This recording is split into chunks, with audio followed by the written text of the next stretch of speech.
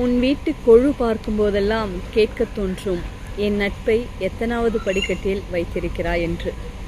இருந்துவிட்டு போகட்டும் ஏதாவது ஒரு படிக்கட்டில் அப்படின்னு சொல்லி ஒரு அழகான கவிதையை கௌதம் அவர்கள் எழுதியிருக்காரு. இது டோக்கன் நம்பர் 1 தே சு கௌதமன் அப்படின்னு சொல்கிறத விட பத்திராயிருப்பு அப்படின்னு சொன்னால் அவரை தெரியும். ரொம்ப அழகான ஒரு புக்கு. இதில் என்னுடைய இளமை காலம், என்னுடைய இயலாத காலம், இது எல்லாமே நிறைய இடங்களில் ரொம்ப அழகழகாக கவிதைகளால் அந்த வலியை யதார்த்தமாக சிரிச்சுட்டு கடந்து போகிற மாதிரி எழுதியிருந்தார். எனக்கு என்னமோ இந்த சமீபத்தில் கொழு முடிஞ்ச உடனே பழக்கமே இல்லை, ஆனால் நம்மளை கூப்பிட்ருப்பாங்க. பக்கத்து வீட்டுக்காரங்க நம்ம புதுசாக குடி போனதுக்காகவே நம்மளை கூப்பிட்டு கொழு வச்சு ஏதாவது கொடுப்பாங்க. திடீர்னு நம்ம வீட்டு கொழுவுக்கு இவங்களை கூப்பிடுவோன்னு நினச்சி கூப்பிடுவாங்க. அப்போல்லாம் தோணும், எந்த பழக்கமும் இல்லாத, எந்த நட்பும் இல்லாத, எந்த உறவும் இல்லாத நம்மளை ஏன் கூப்பிட்றாங்கன்னு. எனக்கு அந்த கவிதையோடு தொடங்கணும்னு நினச்சேன். யதார்த்தமான வரிகள் எல்லாமே படிச்சிட்டேன். அதில் நிறைய பார்த்திங்கன்னா இந்த மாதிரி மடித்து வச்சுருக்கேன். இந்த மடித்த வரிகளை எல்லாம் சொல்லி ஏன் இந்த புக்கு பிடிக்குங்கிறதுக்கு ஒரு ரீசன் இருக்கும் இல்லையா, அதுதான். இதில் ஒரு லாஸ்ட் பக்கம் ஒரு கவிதைங்க. செங்காம்பட்டியை உடைத்து நசுக்கி பொடியாக்கி பல் துலக்கிய வன்முறைதான் தொடர்கிறது மாத கடைசியில் பற்பசையை பிதுக்குவதில். ஸ்கூல் ஸ்டேஜில் கோபால் பல்புடி பிராண்ட் நேம் சொல்லாமல் தெரில, பட் பரவாயில்ல. அப்புறம் இந்த உமிக்கிரி, நெல்லில் வரக்கூடிய உமியை கருக வச்சு அதை வறுத்து அதை பொடியாக்கி இதெல்லாம் தான் பயன்படுத்தணும். ஒரு குறிப்பிட்ட காலத்துக்கு அப்புறம் பிராண்டடில் இருக்கக்கூடிய பேஸ்ட் எல்லாம் வர ஆரம்பிச்சுது.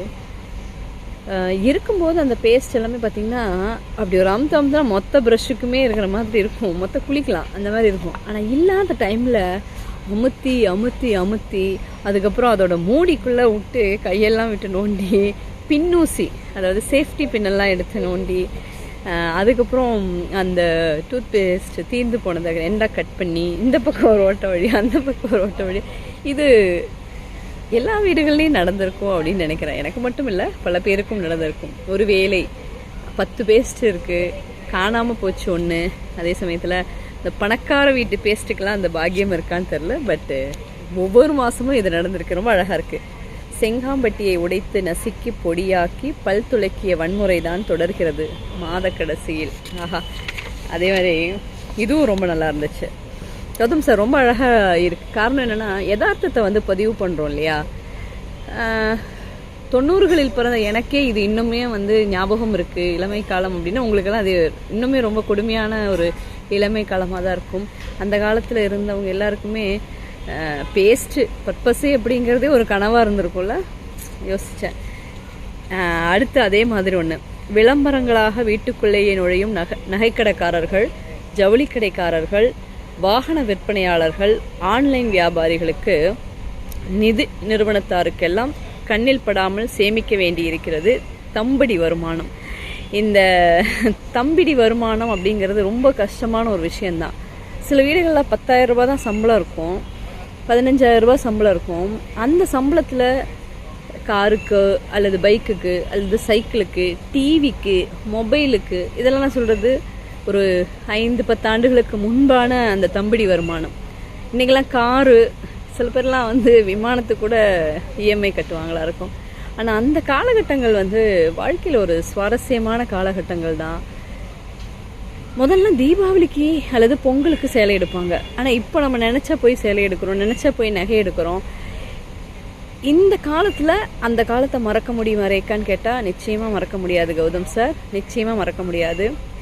விளம்பரங்களாய் வீட்டுக்குள்ளேயே நுழையும் நகைக்கடைக்காரர்களுக்கு, ஜவுளிக்கடைக்காரர்களுக்கு, வாகன விற்பனையாளர்களுக்கு, ஆன்லைன் வியாபாரிகளுக்கு, இன்றைக்கி சொன்ன மாதிரி என்ன பொருள் அம்மா அப்பாவை தவிர எல்லாமே ஆன்லைனில் வாங்கலாம். மேபி அதுவும் விற்கிறாங்களான்னு தெரியல, ஏன்னா நான் ஆன்லைனில் ரொம்ப பர்ச்சேஸ் பண்ணுறதில்ல. அதனால் என்ன நினச்சாலும் கிடைக்குதுங்க.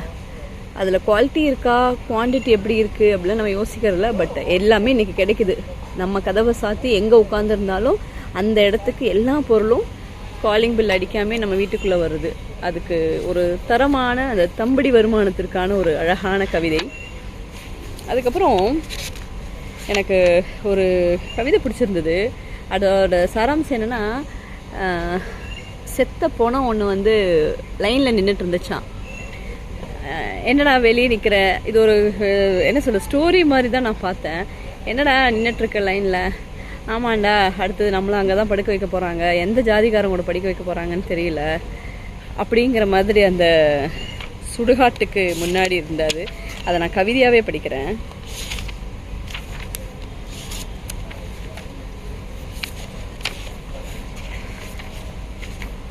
நிறைய ரொம்ப அழகழகான இதெல்லாம் இருக்குது.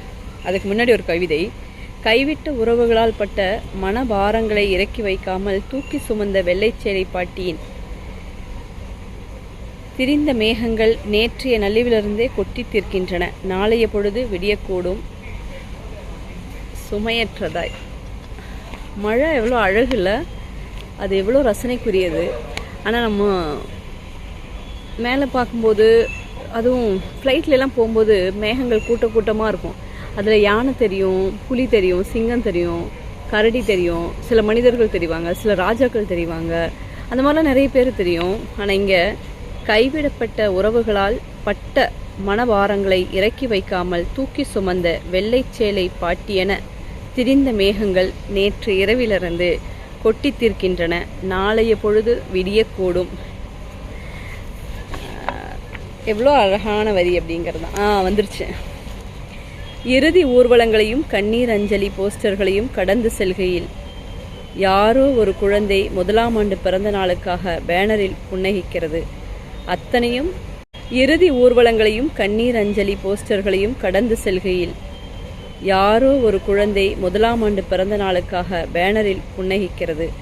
அத்தனையும் இதே சாலையில்தான். சில நேரம் ஆம்புலன்ஸில் வண்டியில் போயிட்டே இருப்போம், ரொம்ப ஸ்பீடாக போயிட்டுருப்போம். ஏத்தாப்பில் தேரில் சாமி வரதை நான் பார்த்துருக்கேன். பொண்ணும் மாப்பிள்ளையும் காரெல்லாம் பயங்கர டெக்கரேஷன் பண்ணி போயிட்டுருப்பாங்க. ஒரு உயிர் அப்படியே என்ன சொல்கிறது, உயிரை பிடிச்சிக்கிட்டு போகிற தருவாயும் ஒரு உயிர் இன்னொரு உயிரோடு சேரக்கூடிய அந்த தருவாயம், அந்த நூலிலை வித்தியாசம்தான். அந்த நூல் இலையில் உயிர் தப்பியவர்கள், அதே நூலிலையில் மனம் ஒன்று சேர்ந்தவர்கள் அப்படின்னு பார்க்கும்போது இது எல்லாருக்குமே ரொம்ப அழகான கவிதை மட்டும் இல்லை, எல்லா இடங்கள்லையுமே ஒரு பொருந்தக்கூடிய கவிதை.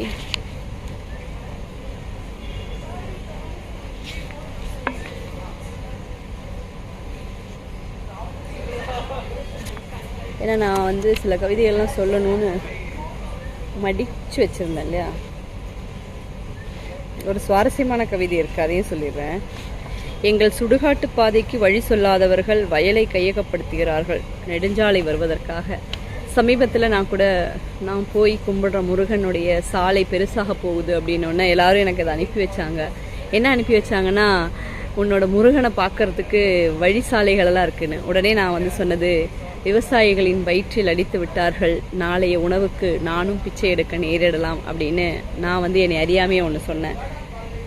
சாலைகள் பெருசாகிறதெல்லாம் ஒருவேளை நாட்டினோட வளர்ச்சியாக இருக்கலாம், ஆனால் மனிதர்களுக்கு அது மிகப்பெரிய வலி, வேதனை. இன்னும் சொல்லப்போனால் இதையெல்லாம் கடந்து அவர்களுடைய அன்றாடம் தொலைந்து போகிறது. அவங்கெல்லாம் தூக்கு போட்டு தற்கொலை செய்யாமல் செத்து கொண்டிருக்கிறார்கள் அப்படி தான் சொல்லணும். ஏன்னா விவசாய நிலத்தை நீங்கள் பிடுங்கி அவர்களுடைய வாழ்வாதாரத்தை இல்லாமல் ஆக்கி, அதில் நம்ம ஒரு காரில் ஜம்முன்னு போகும்போது ஒரு வேலை போகிறவங்களுக்கு சுகமாக இருக்கும். அதை எங்கோ நின்று பார்த்து வயிறெறிந்து கொண்டிருக்கிற கண்ணீர் கூட இல்லை, செந்நீரை சிந்துகின்ற எத்தனையோ விவசாயிகளை எல்லாம் நான் பார்த்துருக்கேன். அதெல்லாம் ரொம்ப உண்மையிலே இருந்துச்சு. சொர்க்கத்துக்கு போக ஆசைப்படுகிறாயே என்றேன். அங்கே அப்படி என்ன இருக்கு என கேட்டவளிடம், எல்லாமே இருக்கும் என்றேன். எல்லாமும் என்றால் பணம் குவிந்திருக்கும், தங்கம் குவிந்திருக்கும், அத்தனை வசதிகளும் இருக்கும், தேவதைகள் நிறைந்திருக்கும், ஆட்டம் பாட்டம் இருக்கும், இன்னும் இன்னும் என்னென்னவோ இருக்கும் என்றேன். எதுவும் இருந்துவிட்டு போகட்டும், அடுப்படி இருக்காதில்லையா என கேட்டால் பாத்திரங்களை துலக்கியபடி.